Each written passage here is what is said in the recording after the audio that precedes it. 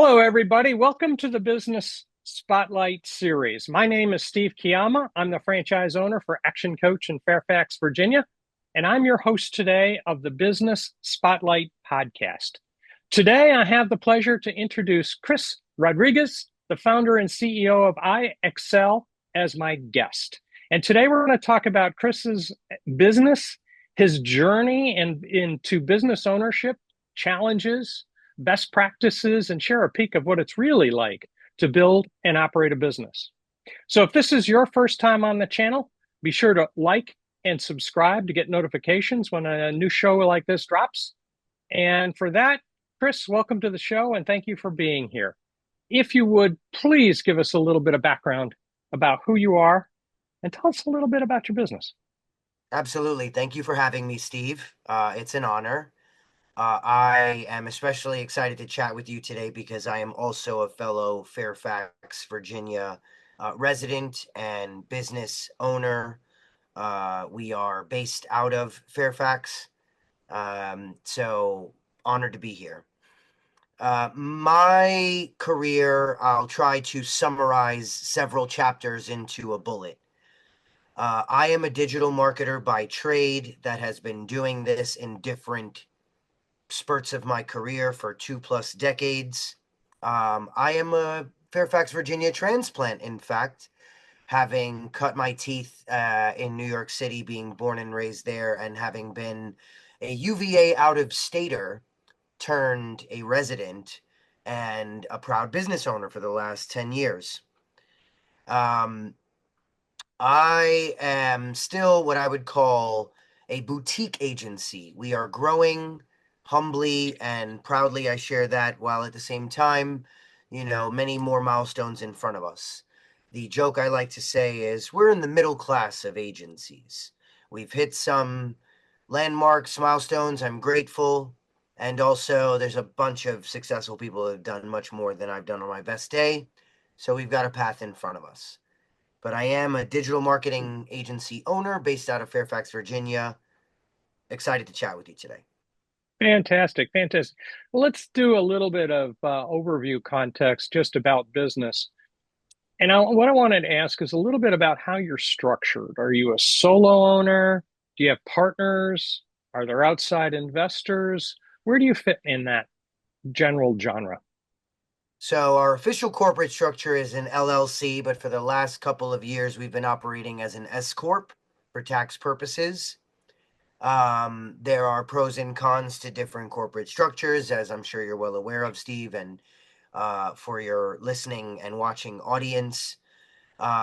We were able to retain our initial corporate infrastructure rather than morphing, so long as we could have the tax benefits of the operating as S Corp. I have to admit that was something new to me. I didn't know that until I had to learn it, and so we've got that structure there. Historically, iExcel is an interesting corporate story because it's my personal LLC since I was just scrappily consulting for some time, and then it matured beyond that org structure. So, though we are S Corp for tax purposes, I am considering bringing in, potential employees that can vest for stock options, and that is a part of the corporate restructuring and the corporate just making sure that I have my ducks in a row for honoring employees who uh, help me build this. Yeah. Yeah, that opens up a whole lot of questions, but let me start with what's your role in the business right now? What roles? There are a couple of dozen hats that need to be worn in a Sure. business. Which ones do you hold right now? Well, obvious statement. First and foremost, I'm the CEO and founder of the company. And Hmm. so things that you would logically associate with the buck stops here, Hmm. anything that involves that mentality, I'm obviously responsible. So even if my day to day isn't overwhelmed by the concept of standard operations, I'm always thinking a little bit about HR, a little bit about recruiting, a little bit about Hmm. finances, runway, um, Hmm. customer success, the idea of making sure that our roster is happy, satisfied that our tasks are getting done on time and on budget. So obvious statement, but I'll state that out there for the listeners. Beyond that, my current day to day, I'm grateful to say, has freed up from day to day client task execution, which I would say is a milestone for anyone who's building a service company. You know, it's sort of tongue in cheek. Everyone's like, man, I can't wait till I get out of the weeds and can start building this business. So it took a little longer than I'd like, but I humbly share that I am there. And so my days are mostly spent doing something related to sales or marketing. Couple of examples. Half my day will be spent following up on pipeline, sending proposals, interpreting call transcripts to have follow ups, finishing some LinkedIn sequence work, while also putting together a deck for a speaking engagement I have in 48 hours. So Hmm. typical, given again the freeing up of the day-to-day client task stuff, I would say this is a typical CEO day. So it's a growth process. You see yourself evolving through roles, if you will, as you advance along the journey, if you will. Certainly, and when you put it that way, my mind goes to a an analogy that I often share, and it's rooted in my upbringing. I'm a city boy. I'm a Queens, Brooklyn boy who, didn't have elevators in his building. So I always talk about the staircase analogy. There's 16 steps on a staircase. And obviously, the top of the staircase, if you believe in this analogy, is the end all be all, the success, whatever that might mean. Hmm. And so I often try to think macro. Where exactly am I on the 16-step path to end Good result question. success? Yeah. Am I on step 8? Am I on step 12? Am I on step 3? Where am I here? Hmm. And so wherever you might find the appropriate analogy of freeing up from day-to-day task execution and now into business building mode, maybe you might consider that step 4, step 5, step 6. I'm somewhere there in the macro.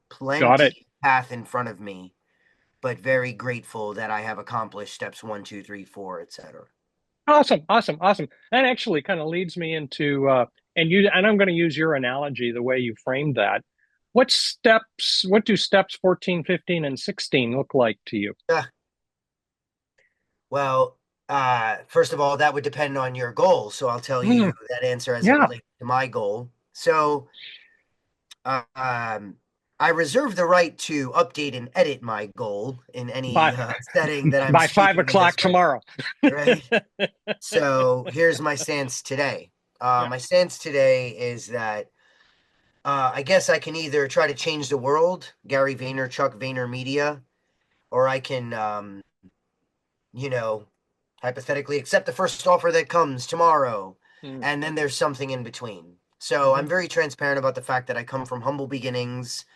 I've worked hard to build this substantive mold of clay I call IXL. It has some mhm, value to it, it has some IP.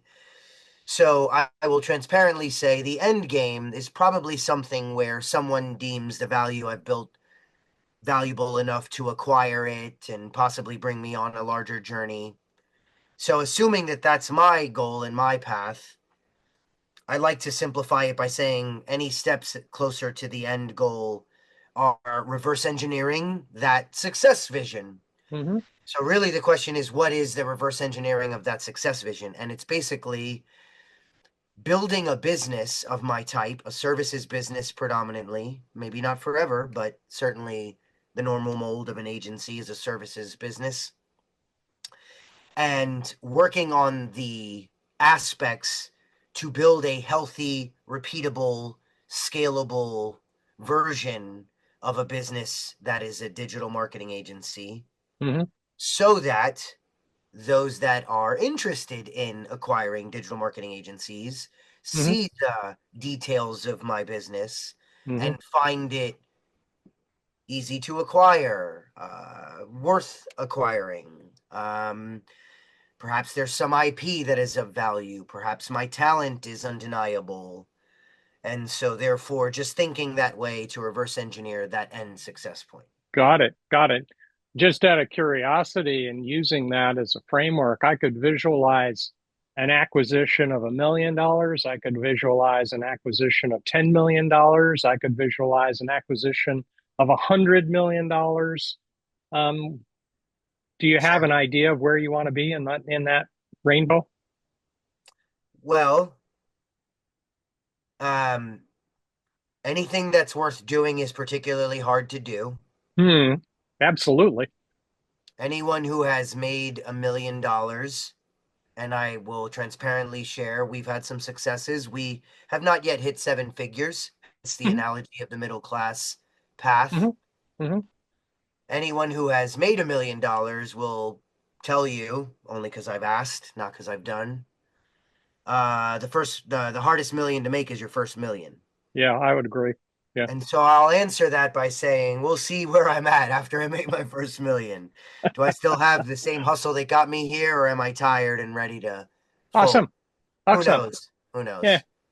knows? Awesome. So just kind of going off on that a little bit in a different direction. Why did you choose to go into business in the first place? What was I hate to say, what was the straw that broke the camel's back, but what was the trigger?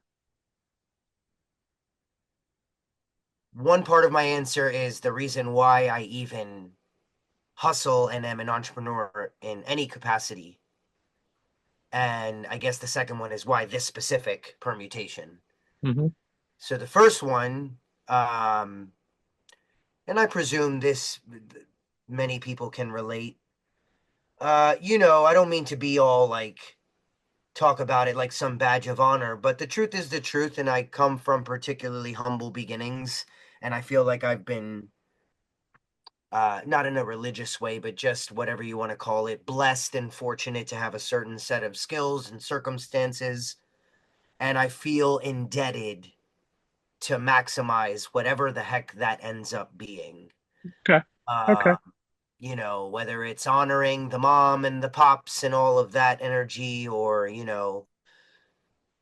that's really the overarching spirit of my purpose, I would say, and only exacerbated by the fact that I have three beautiful children and a wonderful wife.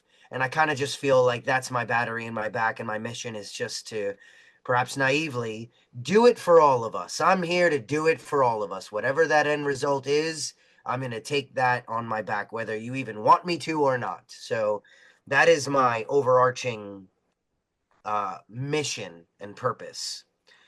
Specifically, why I found my way to digital marketing and building this particular agency.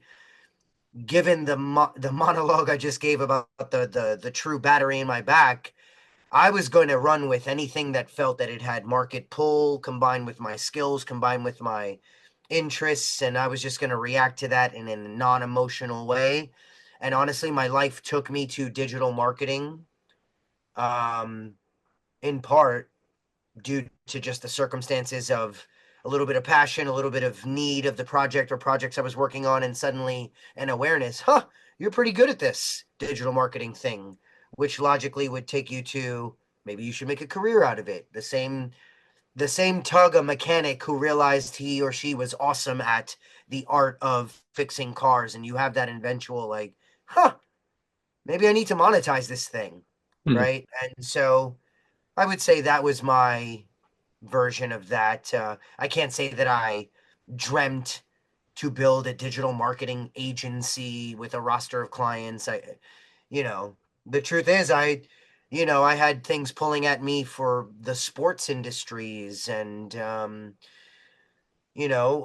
guess you hadn't asked the question, but part of my story with digital marketing and the agency is you sort of get to have your pick of a little bit of width rather than depth. And when I say that, I mean you can work in a lot of industries with a lot of different types of funnels and challenges to solve. But if you're working on one company, so say I was a mechanic and I just had a passion for that, like even with that passion, I'm still only working on the industry of automotive.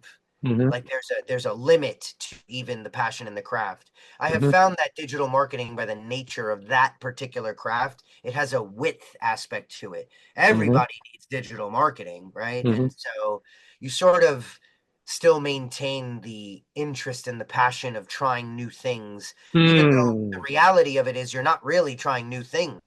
I'm talking SEO, aren't I? Hmm.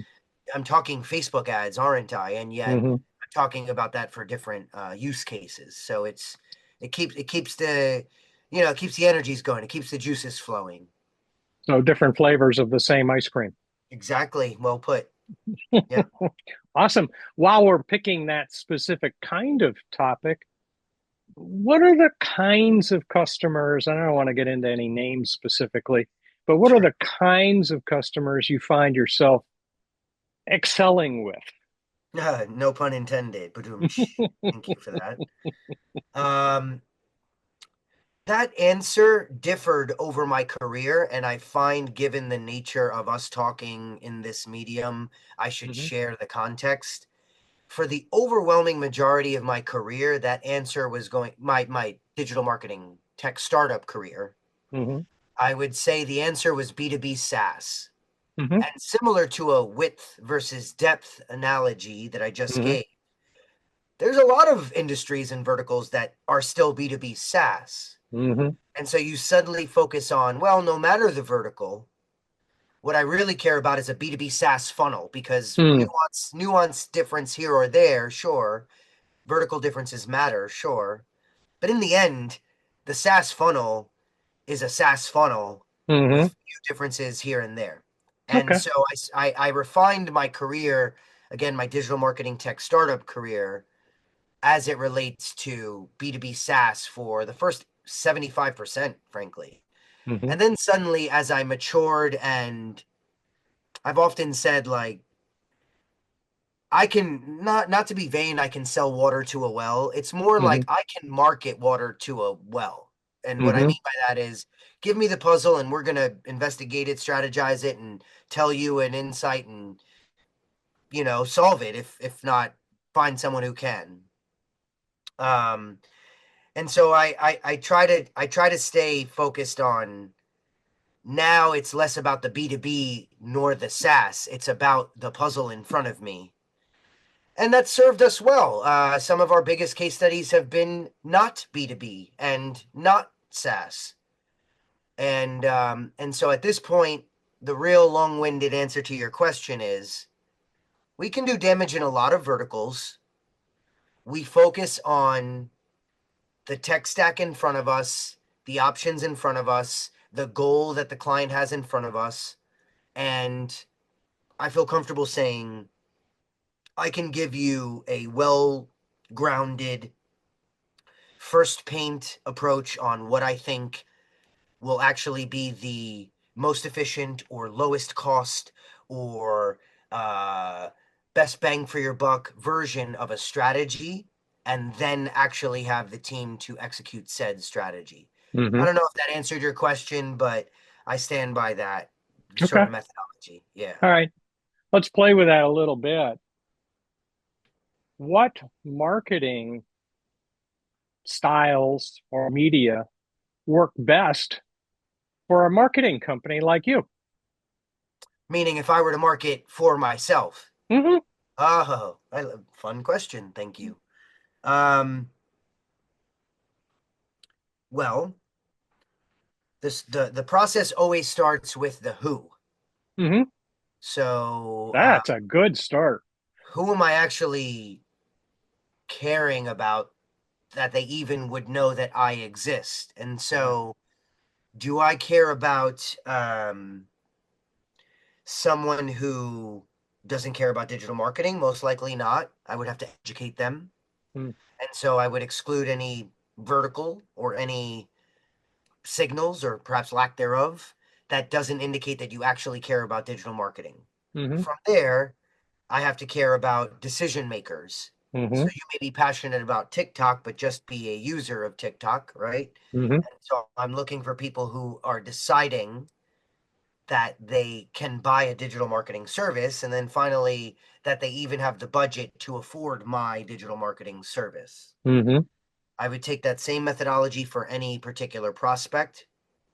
There will be an end result. The end result is a list, an audience. In my case, I'm probably looking for people who have companies that they want more customers. Mm-hmm. And so they're going to use digital marketing as a result. And Mm-hmm. that they can afford me, which respectfully, we've worked hard to earn a middle tier rate. We're Mm-hmm. not the most expensive, but we're probably not the cheapest either, I would say. Mm-hmm. And so I'm looking for companies that have funding or that have maturity to them or have a certain level of headcount, which would indicate that they have clearly been able to afford salaries, um, or that they've demonstrated digital signals of expenditure for ads, which Mm-hmm. by the nature of that signal implies you not only have budget for business, but you have a second tier budget for business, a promotional Mm-hmm. additional tier for cost. Mm-hmm. So that's just freestyling on how would I think about the audience. Beyond that, you would then think about the channels that your audience uses. Mm-hmm. Most of them are similar for digital, but there are some nuances. By similar, I would say SEO, cold email, paid social for certain B2B stacks, a digital B2B cold outreach. For example, Steve, if you and I were to have DM'd each other on LinkedIn, not having known each other, and you just wrote the most awesome message, and I said, you know what? Sounds good. Let's talk. Then that would have been a successful cold social media outreach. And so I would think of a stack of those, of that ilk, of those channels. I would put together some tactics and I would let it fly and be emotionless in my deployment and focus more so on the reactions of those people I have targeted to then dig further with other digital tactics. And if I go any further, I'll be talking your ear off here, Steve, about every last nook and cranny of every last detail. But generally speaking, I think that's how I would think about it. And the details differ per company. You're kind of alluding to a lot of statistical analysis at about that point, which really is where the game is played. Is I put out 100 messages. How many do I get responses to that look promising, and how many of those can I convert to a next step, and how many of those can I convert to a next step, and so on and so forth. Exactly. Awesome, awesome, awesome. All right, let's take a tangent here. What do you see over the next 5 years or 10 years? And what do you see as the major challenges to get you where you want to go down that path? So to me, this is an easy question to answer, but I have to caveat that this is the super buzzword that everyone's talking about. So I do apologize if I sound super buzzwordy. But the truth is the truth. AI is already here in every last aspect of what my day to day entails. And it's only going to grow further from there. It is a seismic shift.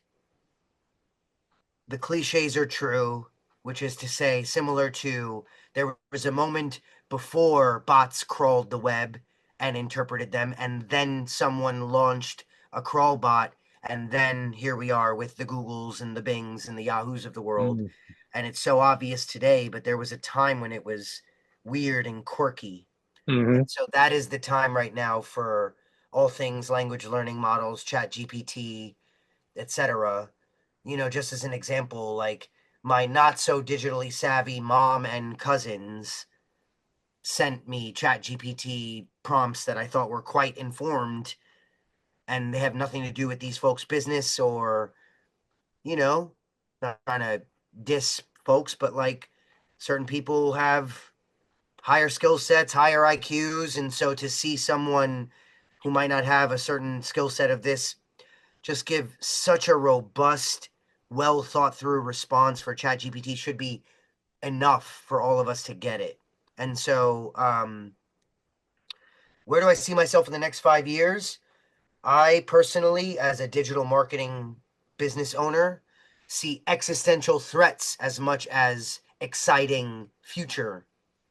And so, a guy like me, and I suggest for all of you who are listening, you don't own a digital marketing business to relate. You're going to need to understand every last nuance of what makes your business go. Meaning, if you were to, in hyper detail, outline standard operating procedures, if you haven't already, and then literally upon completion of that question, can I automate this or not? This small step in the larger procedure.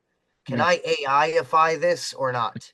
Can Yeah. I enhance this with AI? Can I simplify my life by doing this, what I once thought was a human several hours process called an expert analysis, and now figure out how to get the same details in a 20-minute experience? That is really the macro answer of what's going to happen in 5 years is the Hmm. race for all of us. And I'm in the same race as you all. And I hope I'm ahead of you guys. But if not, hopefully this is your trigger to get on the track. Every last aspect of your life, you should be asking, how do I AIify this? How do I speed this up? How do I automate this?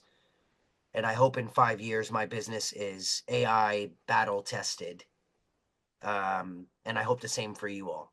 Awesome. Awesome. Awesome. That's, every threat, and you described AI in a manner almost as a threat. Every Absolutely as a threat threat. has another side as an opportunity. I think I also heard opportunity hidden in there too.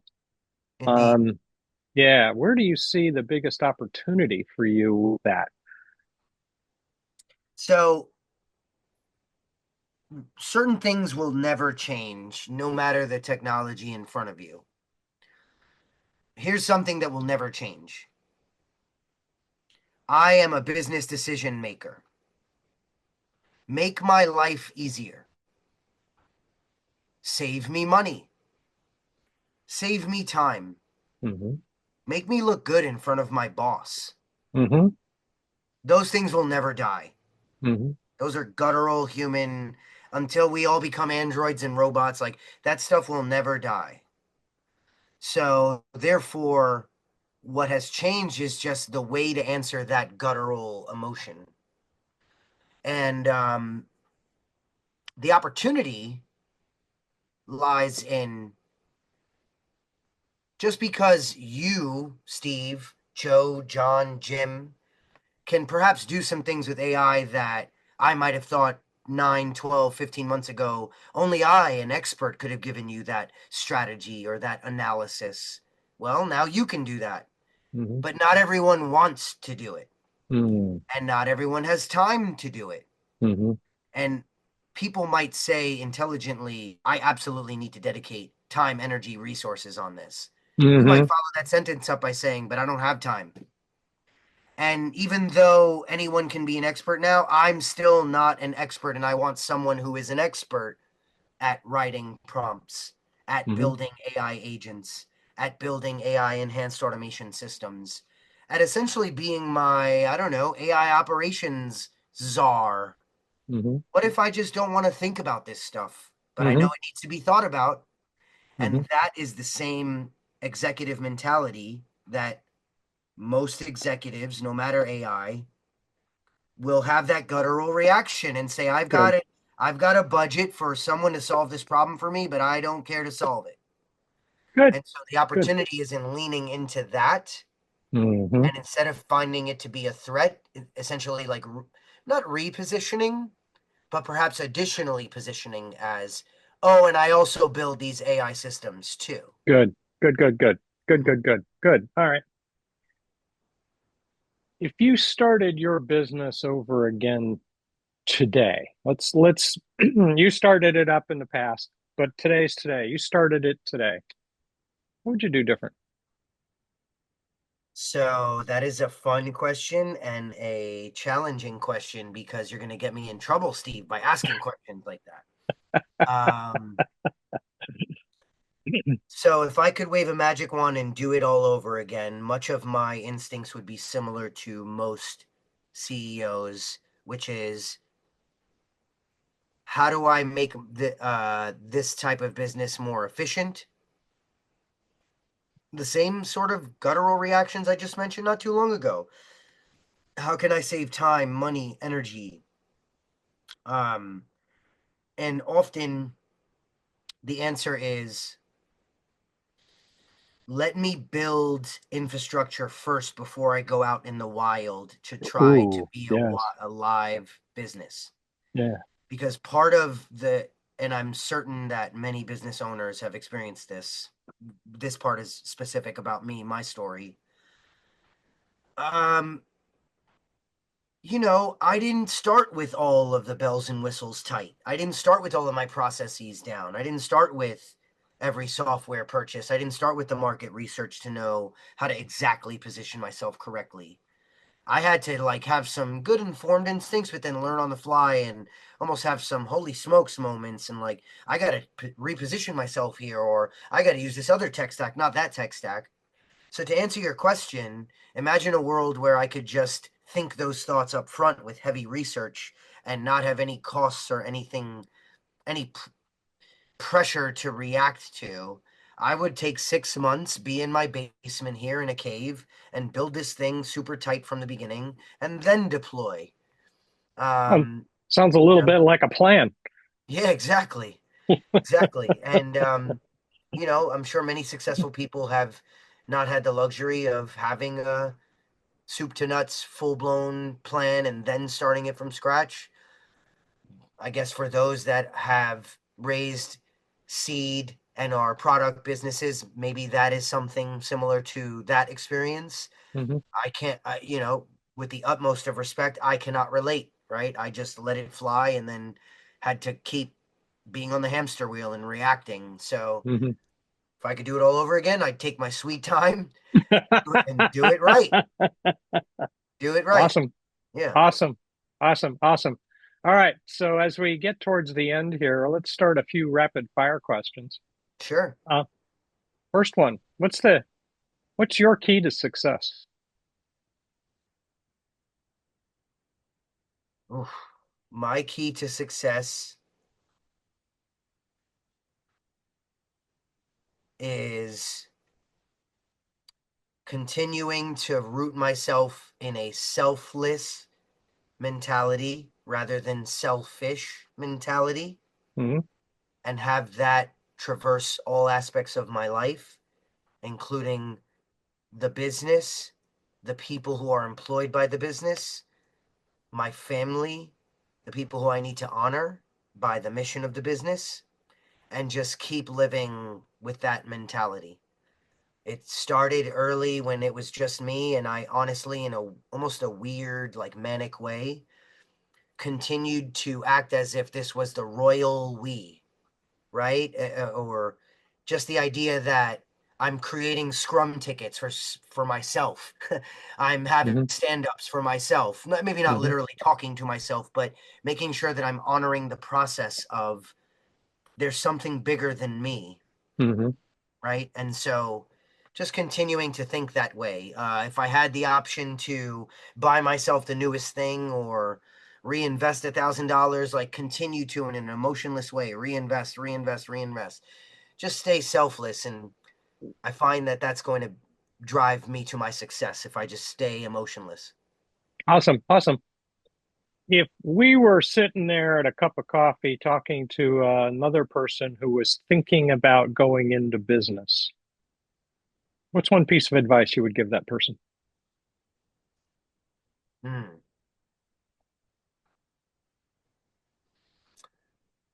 Don't overthink and keep it simple because 80% of the time, action and speed and wise enough choices at 80% certainty, at 66% certainty, are better than perfection or analysis paralysis. Um, and the truth is, if you make a mistake, it's probably in the end a good thing anyway, because you need to actually get hit in the face a couple times Yeah. to really get it. Um, yeah. You learn from failures. You don't learn from Yeah, successes, cliches are or as there much for a anyway. reason. Yeah. Cliches are there for a reason because they're Yeah. real, they're true. Thousands of years of people had thought that idiom before, right? Like, so the phrase "keep it simple, stupid," KISS, that one always stays with me. Yeah. Good. Good. Good. Good. Awesome. Awesome. What is a book you are reading now or have read recently that's had positive impact on your progress forward with the business? So, in the spirit of being transparent, because I like the comfort of speaking that way, thinking that way, Hmm. there are pros and cons to it. And so, the Hmm. transparent truth is a book that has affected me significantly is Malcolm Gladwell's Outliers. Yeah, that's a And good one. yet, as I say that, my very preferred media consumption is not reading books. It's actually finding appropriate, almost self help like YouTube videos and Hmm. committing to consuming them in both active and passive ways, and really spending the time in the curation. Hmm. So if there's 7 videos of the same deep dive on topic X, I will actually spend the time navigating through the voice and the brand of the YouTube video creator to then quote commit to one of those creators, then subscribe and curate my feed very intentionally and just literally commit to what folks might consider like dilly-dallying and Netflix and chill and passive BS like media consumption. I'm trying to be a lifelong learner, just like Hmm. having it on all the time.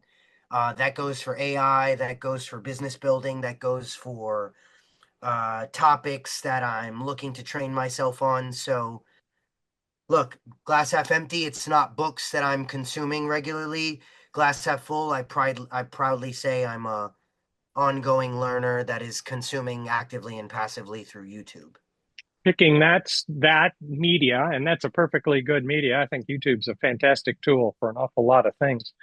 What's the what's the influencer, the YouTube creator that you're using most frequently right now? Ooh. Um, yeah, I would say anything that is specifically about a tactical screen sharing demonstration of exactly how to build a certain workflow or AI agent or Okay. anything of that type of ilk. Awesome. Um, Okay. so anything that is talking about like agentic AI.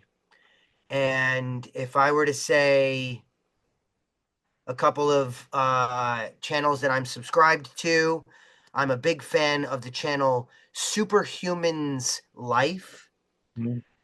which is I'm forgetting her name, but a very knowledgeable young woman who basically owns an AI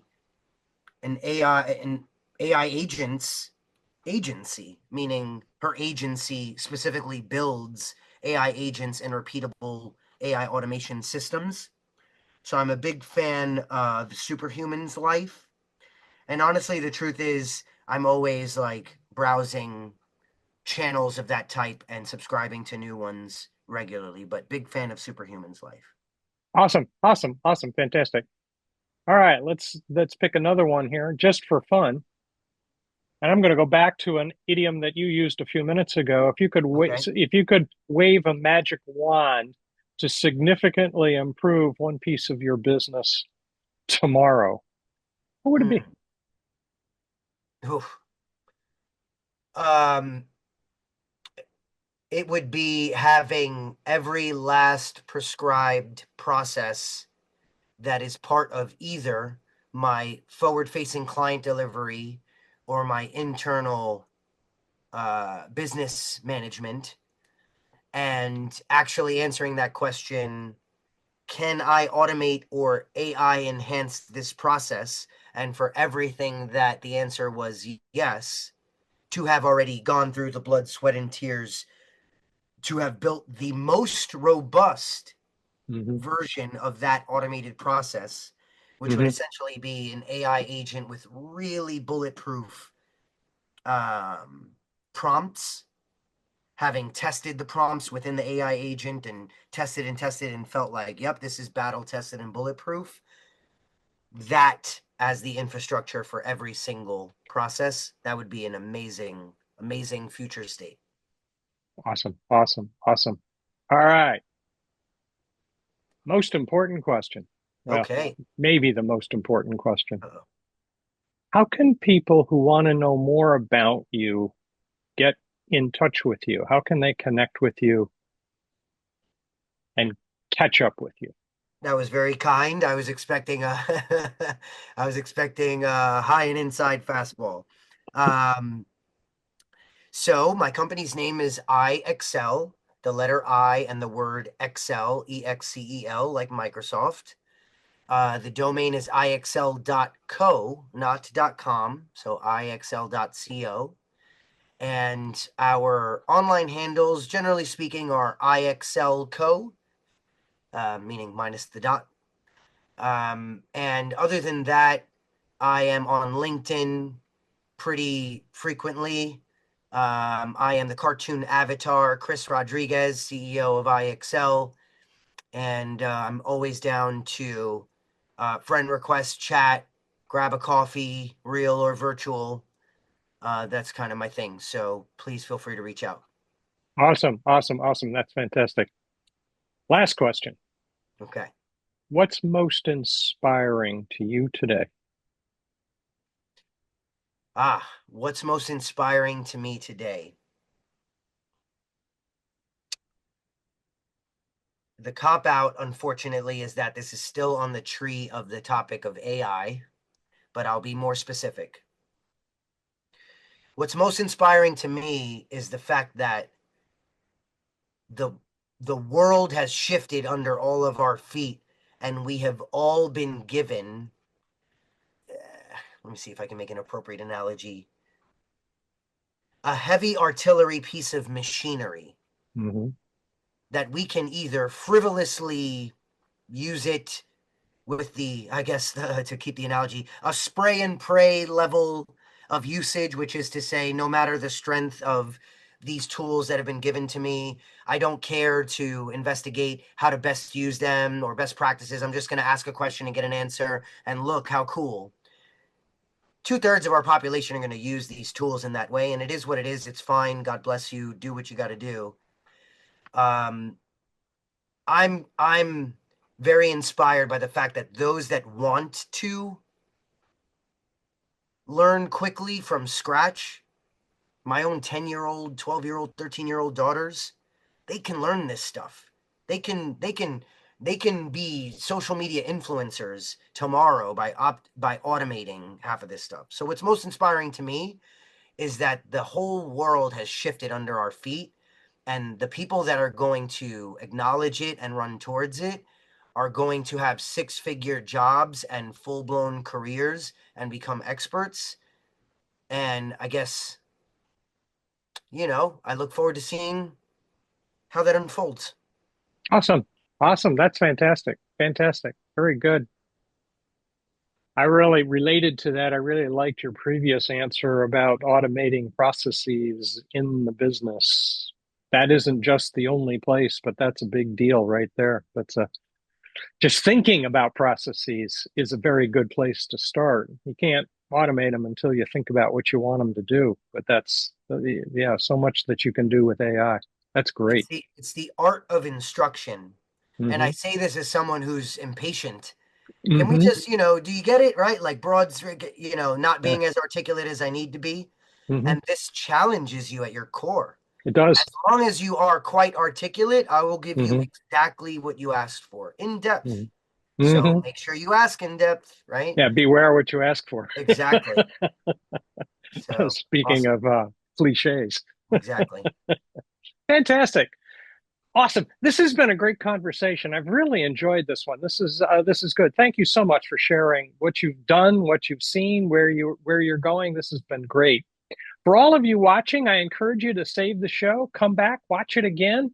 Chris has given us an awful lot of great nuggets. The journey is for all of us. The journey is a little bit different, but there are commonalities to it as well. So it's always fun to hear and inspiring to hear a new way to look at. So this has been fantastic, Chris. Thank you very much for coming on, taking the time, and doing this.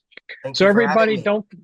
don't forget to like and subscribe the channel so that you can get notifications every time a new conversation drops. And thank you to everyone for joining us.